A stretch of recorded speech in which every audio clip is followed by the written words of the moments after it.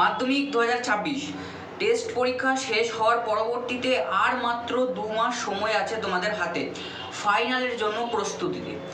এবার এই যে পরিস্থিতিতে দাঁড়িয়ে এখনও এই 2 মাসকে কাজে লাগিয়ে সম্পূর্ণ ইতিহাসের সম্পূর্ণ সিলেবাস অর্থাৎ প্রথম অধ্যায় থেকে একেবারে শেষ অধ্যায় পর্যন্ত অর্থাৎ অষ্টম অধ্যায় পর্যন্ত যাদের পুরো বছর পড়া হয়নি বা যাদের এখনও অবধি রিভিশন বাকি রয়েছে, তারা কি রিভিশন কিংবা অধ্যায়গুলোকে কমপ্লিট করতে পারবে? অবশ্যই পারবে। সেই নিয়েই আজকের এই ভিডিও। আজকে তোমাদের এই ভিডিওতে কিছু কৌশল বা কিছু রুটিন এই বিষয় নিয়েই তোমাদের তৈরি করতে চলেছি বা প্রকাশ করতে চলেছি। রুটিনটা ভালো করে ফলো করবে, আর একটাই শর্ত থাকবে যে এই রুটিনটা প্রকাশ করার পর, রুটিনটা দেখার পর এই রুটিন অনুযায়ী যদি তুমি 1.5 ঘন্টা প্রত্যেক দিন এই 2 মাস যদি 1.5 ঘন্টা ইতিহাসটাকে ভালোভাবে সময় দাও, তাহলে অবশ্যই যাদের এখনও অবধি সম্পূর্ণ সিলেবাস কমপ্লিট হয়নি তাদের তো অবশ্যই কমপ্লিট হয়েই যাবে, আর যাদের এখনও রিভিশন বাকি রয়েছে তারাও অবশ্যই রিভিশন খুব ভালোভাবে করতে পারবে। তা বলে কি ইতিহাসেই সম্পূর্ণ দিন কাটিয়ে দেবো? না, ইতিহাস বাদ দিয়েও 6টা সাবজেক্ট রয়েছে, বাংলা থেকে অঙ্ক পর্যন্ত 6টা সাবজেক্টকেও আমাদেরকে ভালো করে পড়তে হবে। সেহেতু প্রত্যেক দিন বেশিক্ষণ না, 1.5 ঘন্টা করে আমরা ইতিহাস পড়ব। যেমনভাবে রুটিনে বলে দিয়েছিলাম সেই রকমভাবেই সায়েন্সের সাবজেক্টগুলো বাদ দিয়ে সমস্ত সাবজেক্টগুলো যেমন 1.5 ঘন্টা করে পড়বে, সেরকম ইতিহাসও তোমরা 1.5 ঘন্টা করে তোমাদেরকে পড়তে হবে, ঠিক আছে? আর যাদের এখনও অবধি রিভিশন হয়নি বা যাদের এখনও অবধি গোটা বছর পড়ে ওঠা হয়নি, টেস্টের পরবর্তীতে এই 2 মাস ভালোভাবে পড়ো, তাহলে ভালো রেজাল্ট হবেই।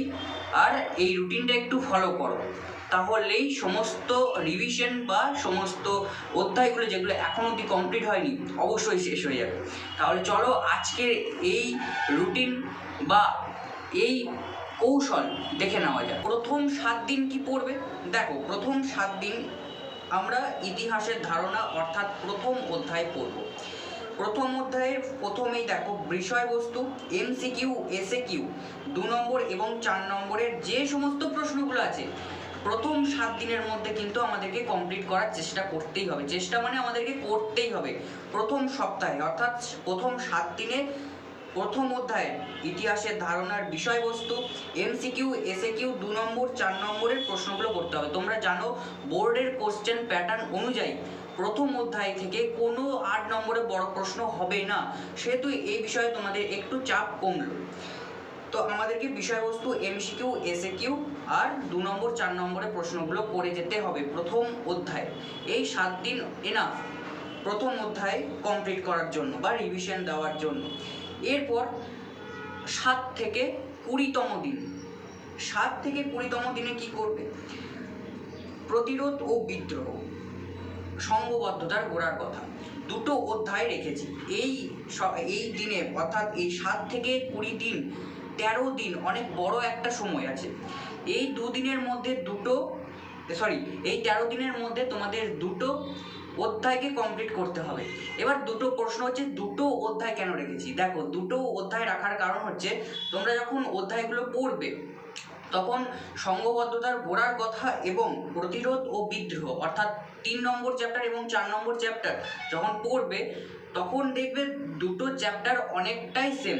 কেন সেম? দুটো চ্যাপ্টারের মধ্যেই বেশিরভাগ বিদ্রোহ, আন্দোলন এই সমস্তই আছে। তোমরা যখন বিষয়বস্তুটা পড়বে তখন ভালোভাবে বুঝতে পারবে যে এই অধ্যায়ে বেশিরভাগ সাঁওতাল বিদ্রোহ, মুন্ডা বিদ্রোহ, সংঘবদ্ধতার গোড়ার কথার দিকে যখন যাব তখন মহাবিদ্রোহ পাবো। এগুলো কিন্তু এই দুটো অধ্যায়ের মধ্যে বেশিরভাগ পাওয়া যাবে। সেহেতু তোমাদের একসঙ্গে এই 13 দিনে এই দুটো অধ্যায়কে করা একটু সুবিধাজনক এবং একটু সহজ হয়ে উঠবে। সেহেতু তোমাদের কথা চিন্তা করে দুটো অধ্যায়কে এই 13 দিনের মধ্যেই রাখা হয়েছে বা রেখেছি। এবার দেখো, তারপর 20 থেকে 30 দিন, 10টা দিন তোমাদের হাতে থাকছে। এই 10টা দিনের মধ্যে কি কোনটা করবে? এই 10টা দিনের মধ্যে তোমাদের দ্বিতীয় অধ্যায় অর্থাৎ সংস্কার, বৈশিষ্ট্য ও পর্যালোচনা, এই দ্বিতীয় অধ্যায়টা 10 দিনের মধ্যে একটু কমপ্লিট করতে হবে। এবার প্রশ্ন হচ্ছে যে দুটো অধ্যায়ের জন্য 13 দিন, কিন্তু একটা অধ্যায়ের জন্য 10 দিন কেন? দেখো, তোমরা যখন পড়বে বা যারা এখন পড়েছো যারা রিভিশন করবে তারা অবশ্যই জানো এই অধ্যায়টাতে কিন্তু একটু বেশি পড়তে হয়। কেন পড়তে হয়? রবীন্দ্রনাথ ঠাকুরের চিন্তা ভাবনা আছে, তারপর স্বামী বিবেকানন্দ, রামকৃষ্ণ, রাজা রামমোহন রায়, সবারই একটু একটু করে সমাজ সংস্কারের যে অবদান সেগুলো একটু একটু করে পড়ে রাখা ভালো। সেহেতু এই অধ্যায়টা একটু বড় হতে পারে, একটু বেশি পড়তে হতে পারে, সেই জন্য তোমাদেরকে 10 দিন সময় দেওয়া হয়েছে বা দিয়েছি। তোমাদের সুবিধার কথা মাথায় রেখে কিন্তু 10 দিন সময় দেওয়া হয়েছে। তোমাদের 10 দিনের মধ্যে এই অধ্যায়টা অন্তত কমপ্লিট হয়ে যাবে, হয়ে যাওয়ারই কথা। ঠিক আছে, এরপর চলে এসো, এরপর 30 থেকে 35তম দিন। এবারে একটু দিনটা কমে আসছে। ঠিক আছে, 30 থেকে 35 দিন, 5 দিন মাত্র সময় একটা অধ্যায়ের জন্য। কেন? সেই 30 থেকে 35 দিনের মধ্যে কি করবে? 30 থেকে 35 দিনের মধ্যে 20 শতকের ভারতের কৃষক, শ্রমিক ও বামপন্থী আন্দোলন। ঠিক আছে, এই অধ্যায়টা কিন্তু তোমাদের 5 দিনের মধ্যে করতে হচ্ছে। কেন 5 দিনে? দেখো, 20 শতকের ভারতের কৃষক, শ্রমিক ও বামপন্থী আন্দোলন, এই অধ্যায়টা করতে গেলে কিছু কিছু এমন প্রশ্ন আছে যে প্রশ্নগুলো করলে গোটা অধ্যায়টা কমপ্লিট হয়ে যাবে। সেই জন্য তোমাদের 5 দিন দিয়েছি। তার ভেতরে তোমাদের বিষয়বস্তু করতে হচ্ছে, এমসিকিউ এসিকিউ তো করতেই হচ্ছে। আমি প্রথম থেকে যতগুলো বলে এলাম, যে যে অধ্যায়গুলো যত দিনের মধ্যে করতে হবে, সমস্ত অধ্যায়ের বিষয়বস্তু মাস্ট, বিষয়বস্তু পড়তেই হবে। তারপর 35 থেকে 45তম দিন, 10 দিন আবার সময়। কেন? দেখো, 20 শতকের ভারতের ছাত্র, নারী ও প্রান্তিক জনগোষ্ঠীর আন্দোলন। হ্যাঁ, জানি যে আগের বছর কোশ্চেন এসছে, কিন্তু এটা তো বলা নেই যে আগের বছর এসছে যে এই বছর আসবে না। চান্স খুব কম থাকে, কিন্তু আসতেও তো পারে। তার সঙ্গে দিয়েছি ম্যাপ পয়েন্টিং। এই যে 35 থেকে 45 দিন যে সময়টা দেওয়া হয়েছে, এই সময়ের মধ্যে 5 দিন অধ্যায়টাকে কমপ্লিট করার চেষ্টা করবে। 35 থেকে 40তম দিনের মধ্যে গোটা অধ্যায়, অর্থাৎ 20 শতকের ভারতের নারী, ছাত্র ও প্রান্তিক জনগোষ্ঠীর আন্দোলন, এই অধ্যায়টা কমপ্লিট করার চেষ্টা করে নিও। তারপর যে 5 দিন বেঁচে থাকবে, 40 থেকে 45 দিন, সেই 40 থেকে 45 দিন তোমরা ম্যাপ পয়েন্টিংটা করার চেষ্টা করবে। কেন বলছি? এই 5 দিনের মধ্যে যত ম্যাপ পয়েন্টিং আছে, যে যে কঠিন ম্যাপ পয়েন্টিংগুলো আছে, দরকার পড়লে বইয়ের দোকান থেকে ম্যাপ পয়েন্টিংয়ের যে প্র্যাকটিস পেপারটা হয়, সেই প্র্যাকটিস পেপারটা কিনে নিয়ে সেটাতে প্র্যাকটিস করো। প্রথম প্রথম অনেক ভুল হবে, অনেক মানে করার ইচ্ছা হবে না। তারপরে 5তম দিনেও তো ঠিক হবে। প্র্যাকটিস করতে থাকো, আর ভেবো না যে কোথা থেকে প্র্যাকটিস করবে, কোথা থেকে করব। টেস্ট পেপার এখন বেরিয়ে গেছে, টেস্ট পেপারে প্রত্যেকটা পেজে যতগুলো ম্যাপ পয়েন্টিং রয়েছে, সমস্ত ম্যাপ পয়েন্টিংগুলো এই 5 দিনে যদি পারো করতে, তাহলে তো খুবই ভালো কথা। ঠিক আছে, যদি পারো তাহলে এটাও করো যে যে টেস্ট পেপারই তোমাদের কাছে আছে, এপিটিএ, ডাব্লিউবিটিএ, ডাব্লিউবিএইচে, সমস্ত টেস্ট পেপার বা যার কাছে যে টেস্ট পেপার রয়েছে, সেই টেস্ট পেপারে যত ম্যাপ পয়েন্টিং রয়েছে, সমস্ত ম্যাপ পয়েন্টিংগুলো এই 5 দিনে তোমরা কভার করার চেষ্টা করো, তাহলেও হবে। তারপরে চলে এসো 45 থেকে 50তম দিনে। 45 থেকে 50তম দিনে, এইটাও কিন্তু 5 দিনের একটা অধ্যায়। কোন অধ্যায়? লাস্ট অধ্যায়, 8ম অধ্যায়। এখানেও কিন্তু প্রথম অধ্যায়ের মতনই ব্যাপার। বিষয়বস্তু পড়তে হচ্ছে এমসিকিউ, এসএকিউ, তার সঙ্গে 2 নম্বর এবং 4 নম্বর বোর্ডের কোশ্চেন প্যাটার্ন অনুযায়ী তোমরা জানো এখানে কিন্তু 8 নম্বরে বড় প্রশ্ন থাকবে না, 4 নম্বরে বড় প্রশ্ন থাকবে। সেহেতু তোমাদেরকে এই অধ্যায়টা 5 দিন এনাফ। ঠিক আছে, এই অধ্যায় থেকে কি কি প্রশ্ন আসতে পারে? এই অধ্যায় থেকে যেমন জুনাগড়, হায়দ্রাবাদ, কাশ্মীর, তারপর উদ্বাস্তু সমস্যা, ঠিক আছে, এই ধরনের প্রশ্ন আসতে পারে। তারপর জীবন স্মৃতি থেকে কিভাবে ভারত ভাগের কথা জানা যায়, এ ধরনের প্রশ্নগুলো কিন্তু খুব গুরুত্বপূর্ণ এই অধ্যায় থেকে, আর এখান থেকে কিন্তু প্রশ্ন আসে। ঠিক আছে, তো এই অধ্যায়গুলো একটু, এই প্রশ্নগুলো বিষয়বস্তুটা পড়ে রাখবে, তাহলে হবে। ঠিক আছে, বিষয়বস্তু জানা থাকলে আনকমন প্রশ্ন নিজের ভাষায় লিখতে খুব সুবিধা হয়।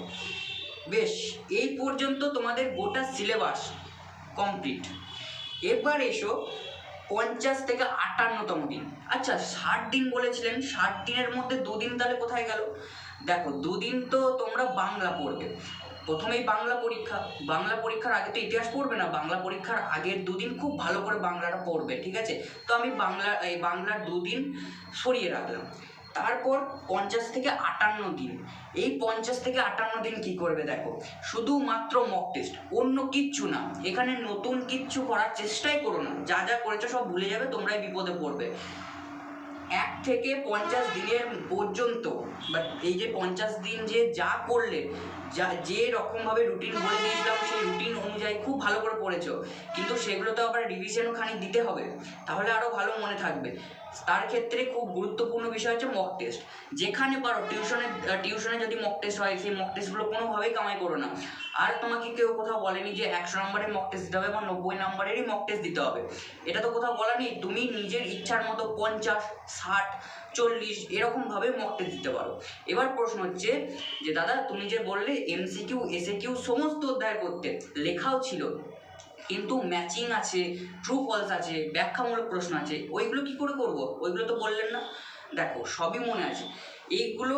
এই যে মক টেস্টে 50 থেকে 58তম দিন বললাম, এই মক টেস্টের সময়ে একটু করার চেষ্টা করবে, একটু মানে এই সময়টাতেই তোমাদের কভার হয়ে যাবে। কারণ তোমাদের যখন মক টেস্ট করবে তখন তো শুধু MCQ এর ওপর মক টেস্ট করবে না, সমস্ত যত শর্ট প্রশ্নগুলো আছে সমস্ত শর্ট প্রশ্নগুলো মক টেস্টের ভিতরে থাকবে, সেহেতু সেখানে তোমাদের কভার হয়ে যাবে। সেই জন্য তোমাদেরকে আগে তখন চাপ কিন্তু দেওয়া হয়নি। তোমাদের মক টেস্টের সময় যখন প্র্যাকটিস করবে তখন সমস্তটা কভার হয়ে যাবে।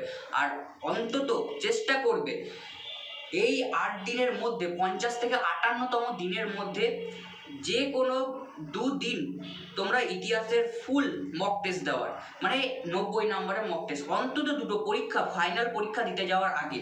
আর তোমাদের সব থেকে ভালো খবর হচ্ছে 2 দিন তোমরা ছুটি পেয়েছো, ইতিহাসের আগের ইতিহাস পরীক্ষার আগে 2 দিন তোমরা ছুটি পেয়েছো, খুব ভালোভাবেও পড়তে পারবে ওই 2 দিন, ঠিক আছে? আর একটু ভেবে যেও যে সমস্ত প্রশ্ন কিন্তু সোজা নাও আসতে পারে, কঠিন প্রশ্নও আসতে পারে, ঠিক আছে? তো সেরকমভাবে প্রিপারেশন নিতে হবে। এই যেমনভাবে বললাম প্রথম দিন থেকে 50 দিন পর্যন্ত, এই 50 দিন পর্যন্ত তোমাকে মনে প্রাণে খেটে পড়তে হবে। এমনটা নয় যে আজকের এই ভিডিও দেখে মোটিভেট হয়ে 2 থেকে 3 দিন ভালোভাবে পড়লাম, তারপরের দিন থেকে আর যেমনকার তেমন, সেরকম করলে হবে না। ডিসিপ্লিনের মধ্যে থাকতে হবে। মোটিভেশন নিয়ে লাভ নেই, মোটিভেশন 3-4 দিন থাকবে, ডিসিপ্লিন অনুযায়ী পড়ো, সেটাই ঠিক, সেটাই তোমার জন্য কাফি।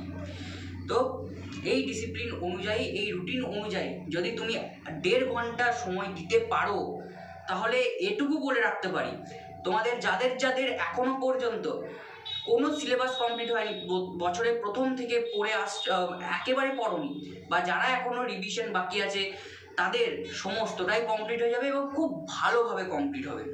শুধু এই রুটিনটা বা এই কৌশলটা একটু অবলম্বন করে দেখো, এটুকু কথা দিতে পারি যে তোমার রেজাল্ট ভালো হবে এবং রিভিশন যাদের বাকি রয়েছে তাদেরও রিভিশন হবে, আর যাদের কমপ্লিট হয়নি অধ্যায়গুলো তাদেরও খুব ভালো কমপ্লিট হবে। শুধু একটাই শর্ত, সময় দিতে হবে, নিজেকে সময় দাও আর পড়াকেও সময় দাও, ঠিক আছে? 1.5 ঘন্টা করে যেমন বলে দিয়েছিলাম, 1.5 ঘন্টা করে ইতিহাসটাকে নিয়ে বসো। যে কোনো সময় তোমার পছন্দের মতো, যে কোনো সময়, রাত হোক, দিন হোক, দুপুর হোক, বিকেল হোক, যে কোনো সময় তুমি 1.5 ঘন্টা করে অন্তত ইতিহাস নিয়ে বসো। তাহলেও যাদের রিভিশন বাকি আছে বা যাদের এখনও অবধি 8টা সিলেবাস কমপ্লিট হয়নি, তাদেরও সিলেবাস খুব ভালোভাবে কমপ্লিট হবে এবং রিভিশন তো হয়েও যাবে। তার সাথে সাথে মক টেস্ট কিন্তু অবশ্যই দিতে হবে, ঠিক আছে? সেটা তুমি টেস্ট পেপারের যে কোনো পেজ থেকেও মক টেস্ট দিতে পারো, বা স্যারেরা যে সমস্ত প্রশ্ন করবেন, মানে টিউশন টিচাররা, সেই সমস্ত প্রশ্ন বাড়িতে এনেও প্র্যাকটিস করতে পারো, ঠিক আছে? আর কোনোভাবেই যেন একটা মক টেস্ট কামাই না যায়, এটার দিকে একটু খেয়াল রাখবে। বেশ, আশা করছি আজকের এই ভিডিও খুব ভালো লেগেছে। আর আজকে মতামত তোমরা অবশ্যই কমেন্টে এসে জানিও।